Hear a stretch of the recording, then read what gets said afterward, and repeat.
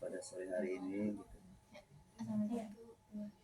Assalamualaikum warahmatullahi wabarakatuh. Waalaikumsalam warahmatullahi wabarakatuh. Jadi kami dari kelas 12 IPS 2 akan mewawancarai Bapak Topik sebagai ketua komunitas dari pencak silat Peci Kumel.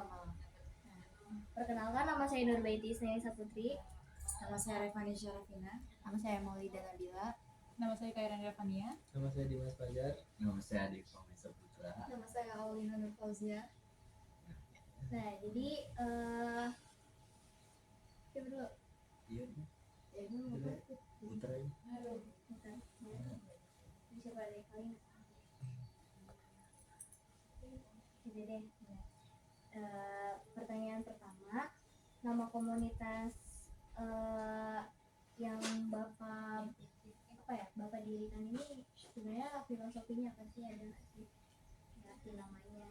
Kalau untuk nama yayasan sendiri, saya kenalin dulu ya. Jadi gini, perkenalkan nih, nama saya Bang Topik, panggilnya maksudnya Abang. Bang Topik, salah satu pendiri dan pembina yayasan Peci Kumel yang awalnya itu hanya komunitas kemanusiaan, terus seiring berjalannya waktu menjadi komunitas budaya, terus mengikut dalam wadah yang sekarang dijadikan yayasan.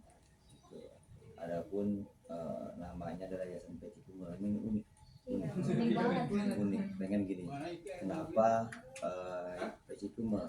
Untuk ini kan salah satu putra daerah ya. Putra daerah Kampung Cikumpa, makanya pemuda Cikumpa kudu melek. Jadi ini kali ini muda-muda ingin berikan salah satu contoh bahwa nggak cuma pemuda Cikumpa aja, ini maksudnya hanya contoh sebagian dari ribuan orang gitu yang memang udah banyak. Nah, harus melek dalam segala hal pastinya ya.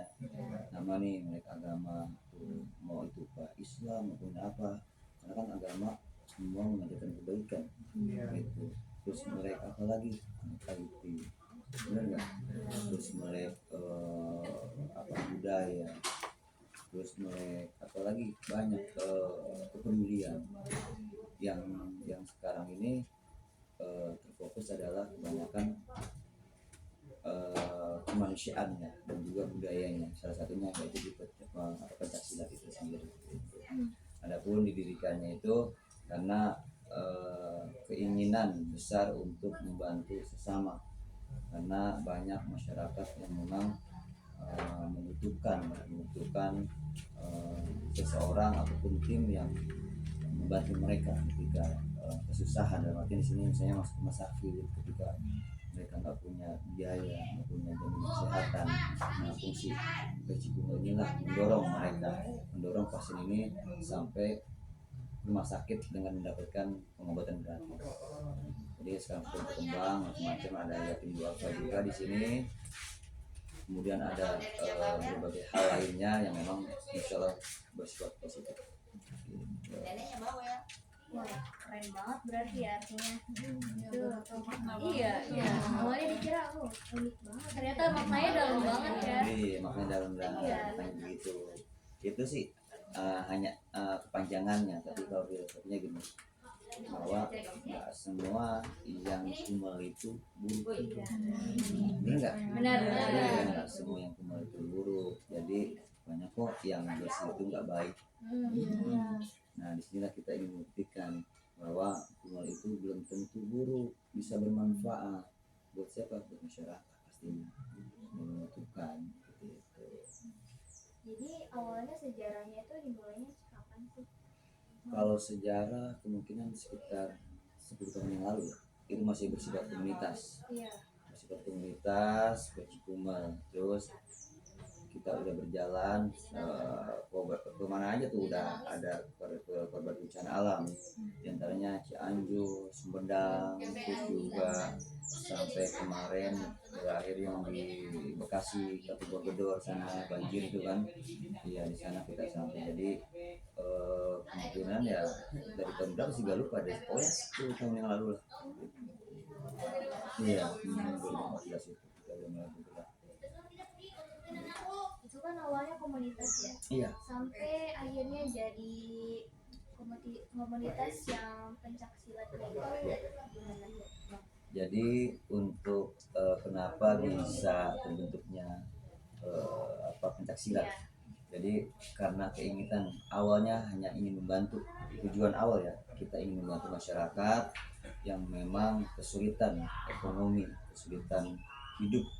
Kan kesulitan ekonomi itu bisa berdampak ke sekolah. Ketika sekolah ini harus punya biaya besar, otomatis secara otomatis pasti akan berdampak pastinya. Makanya terbentuklah pencak silat ini dengan harapan anak-anak para peserta didik yang ikut di Padepokan Pekutuman ini bisa mengenyam pendidikan yang layak. Seperti apa? Yaitu untuk sekolah perguruan negeri misalnya, SMP negeri, SMA negeri, dan alhamdulillah memang sudah terbukti, udah ada beberapa dari anak-anak kita yang mana kita dorong lewat Japres, jalur prestasi. Itu kemarin ada sekian 6 anak kita dorong, alhamdulillah di putaran pertama itu udah 6 anak kita dorong masuk prestasi lewat prestasi masuk ke sekolah negerinya. Dan ini kan menjadi salah satu solusi buat masyarakat yang nggak mampu ketika anaknya itu dari segi IQ-nya nggak mencapai nilai, benar nggak? Nah itu kan menjadi solusi itu dari segi biaya. Kadang-kadang orang tua kan swasta atau sendiri kan luar biasa, makanya kebanyakan orang tuh ingin mengidam-idamkan anaknya masuk sekolah negeri, padahal orang tua nggak tahu kebutuhan anaknya, orang tua nggak tahu skill dan IQ anaknya.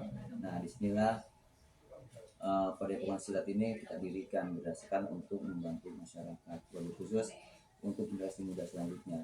Nggak cuma tingkat SMP, SMA pun kita ada, terus juga alhamdulillahnya tuh ada yang masuk sekolah negeri, perguruan tinggi, kita bisa dorong seperti itu. Ya alhamdulillah sampai saat ini kita sudah bermanfaat banyak untuk masyarakat. Mudah-mudahan jadi kebaikan buat kita semua di Indonesia. Berarti bukan dari soal segi budaya dan sosial, berarti dari ekonomi juga, Betul. dari pendidikan. Betul. Berarti benar-benar bermanfaat banget ya, Iya. awalnya komunitas Benar. kecil. Iya, betul. Apapun itu, ketika kita ini memandang bisa bermanfaat, pasti bisa bermanfaat. Terus selanjutnya nih Bang, faktor pendorong dan penghambat apa sih yang Abang rasain gitu dari mulai merintis komunitas ini? Iya banyak ya, kalau faktor itu menghambat memang kan kebanyakan orang tuh susahnya begini, kita menjadi tandem, mencari rekan itu agak sulit karena orang-orang yang berkecimpung di sosial ini hanya orang Filipina Allah tuh. Iya, kenapa? Mereka harus ikhlas tanpa kerja tuh, tanpa dibayar. Iya, tanpa dibayar. Anggapan orang kan kita dibayar, tapi memang kita menolong orang tuh nggak pernah ada bayaran. Bahkan sekalipun kita kalau memang nggak bisa mampu bayar, ya kita gratiskan. Gitu. Jadi itulah waktu penghambatnya, memang banyaknya kurangnya orang sadar diri untuk itu. Gitu. Jadi mudah-mudahan di antara kalian yang tuh bisa lebih peduli lagi yang sesamanya. Gitu. Nah kalau misalnya apalagi tadi selain faktor penghambatnya apa? Faktor pendorong. Faktor pendorongnya tadi itu, faktor pendorongnya adalah karena keinginan besar untuk membantu sesama, keinginan besar untuk membantu sesama, untuk memudahkan orang.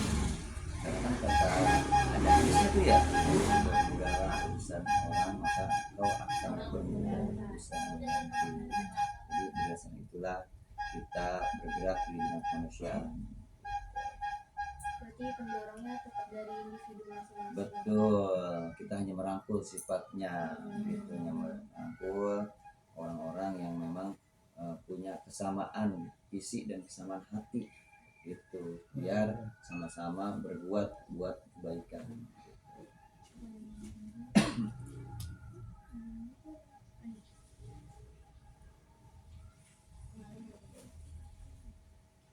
Terus dari itu komunitas lokal yang Bapak jalanin itu apa sih masalah yang harus dihadapi gitu Pak?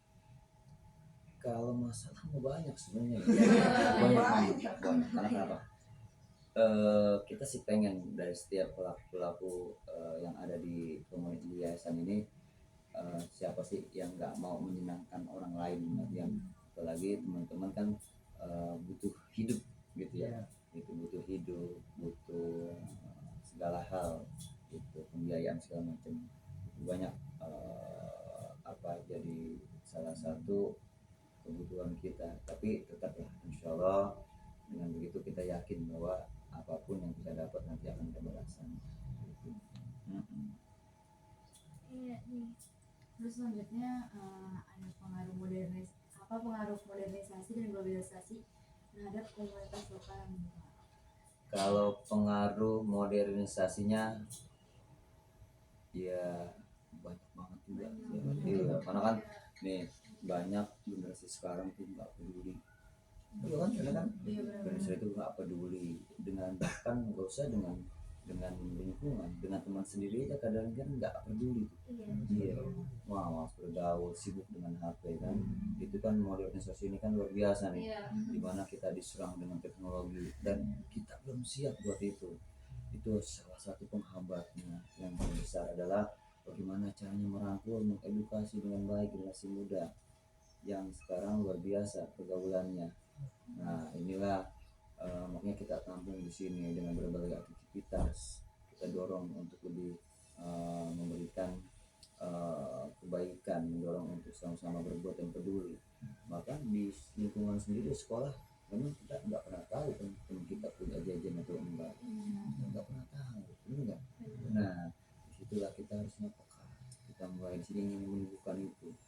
Dampaknya itu luar biasa modernisasi ini, dan untuk keuntungannya ya akan lebih mudah ketika kita mendapatkan informasi, share apapun kegiatan kita. Dengan begitu ketika kegiatan kita upload ke medsos, dengan begitunya sendirinya orang akan merespon, dan semakin banyak tuh orang datang minta tolong, minta bantu. Bahkan ya alhamdulillahnya sempat ngasih dana buat kita dan bergerak donasi lebih cepat gitu. Berarti modernisasi ini bisa buat dampak negatif sama positif juga ya Bang? Iya betul, tergantung dari kita gimana buat apa, buat memberikan membentenginya pastinya. Nah, selanjutnya ada pertanyaan. Nah, kalau dari perubahan yang terjadi pada masyarakat sekitar terhadap hadirnya komunitas lokal itu apa sih? Alhamdulillah dengan hadirnya komunitas yang sekarang ini luar biasa ya. Tadi tuh dari beberapa yang anak-anak sini bisa masuk sekolah negeri, terus juga makin banyak kegiatan yang kita tampung di sini. Terus ada hadro, ada marawis, itu di sini juga ada. Memang yang sekarang kegiatan marawis, ada pengajian juga anak-anak sore di sini. Jadi kita ini pengen memberikan yang terbaik untuk lingkungan, khusus lingkungan dulu nih, supaya masyarakat juga mampu, nggak kesulitan dalam berbagai hal. Itu kita coba memfasilitasinya yang memang nggak berbayar gitu. Selanjutnya apa strateginya Abang nih yang dilakukan komunitas lokal ini untuk memberdayakan komunitas lokal di tengah era globalisasi ini? Ya, kalau strateginya alhamdulillah sih kita memang pengennya biar bermanfaat buat masyarakat. Makanya setelah kita cari program yang memang mengena di masyarakat dan dibutuhkan masyarakat. Dengan begitu kita bisa masuk untuk ranahnya agar ini bisa membentengi semua dari tekanan modernisasi ini ya, globalisasi tadi ya, globalisasi ini. Dengan begitu kita tampung di sini anak-anak dengan pencak silatnya, kita perkenalkan budayanya, bahwa dengan pencak silat ini kita bisa menjadi orang yang luar biasa, yang bermanfaat, pastinya kan bisa membentengi mana yang baik mana yang benar. Kembali lagi tergantung dari manusianya. Ketika silat itu dianggap memang perlu untuk pendidikan, ya pasti akan berujung ke japres. Tapi ketika ini untuk jago-jagoan, pasti akan berakhir di lapangan, duel-duel kan gitu. Iya, tergantung dari manusianya. Tapi kita hanya ingin mencoba memberikan yang terbaik di tengah-tengah masyarakat. Berarti seiring berjalannya waktu, ada globalisasi ini, kita juga harus ingat juga tentang budaya kita ya Pak? Betul. Budaya ini kan kita emang dari leluhur ya, kita diajarkan leluhur kita itu mempertahankan budaya. Budaya itu kan banyak aspeknya, nggak cuma lari, seni segala macam. Padahal kan dulu silat ini salah satu menjadi ujung tombak dalam arti melawan penjajah ya. Seperti itu kan dikisahkan banyak tuh ya, dikisahkan ceritanya seperti ini seperti itu. Ya inilah yang menjadi salah satu keinginan kita, kenapa budaya ini harus tetap diarahkan ke pemuda remaja gitu. Karena saya yakin dari budaya ini akan bisa melahirkan generasi-generasi muda yang beradab. Pastinya itu. Gitu bang. Terus siapa aja sih yang terlibat dalam usaha pemberdayaan masyarakat? Apa cuma kayak pelajar atau ada yang lainnya? Kayak bapak gitu juga ada komunitas silatnya? Ya, jadi di sini memang banyak melibatkan SDM. Di sini banyak melibatkan orang banyak.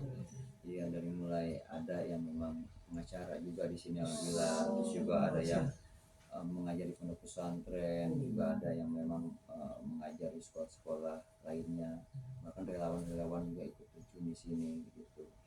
Jadi para pelaku-pelaku inilah yang memang tadi bilang manusia itu pilihan Allah gitu. Jadi jarang kita temukan, yang jarang orang melakukan itu. Hanya pelaku-pelaku ini sudah semakin jarang sekarang gitu. Terus bagaimana dampak evaluasi tersebut terhadap komunitas lokal? Ya, kalau evaluasi dampaknya ya itu dia, kita mencoba mengkoreksi program apa sih yang udah kita gulirkan ini, kendalanya di mana, program yang kita gulirkan ini masalahnya di mana, kekurangannya apa. Nah, ketika memang di dalam program ini nanti ada yang nggak berjalan ataupun memang nggak sempurna, nah kita akan melakukan evaluasi. Karena secara otomatis memang kita tujuannya ingin memberikan yang terbaik, pelayanan terbaik ke masyarakat. Jadi harus benar-benar dirumuskan dengan baik, sehingga evaluasi ini kadang-kadang kita 3 bulan sekali kita kumpul bareng pengurus semua yang ada, pelaku-pelaku di yayasan ini berkumpul mengevaluasi apa yang belum berjalan, yang kemarin sudah berjalan kok lalu mandek kenapa. Nah itulah banyak evaluasinya, karena memang sekali lagi bermanfaatan ini harus benar-benar bisa tercapai untuk masyarakat.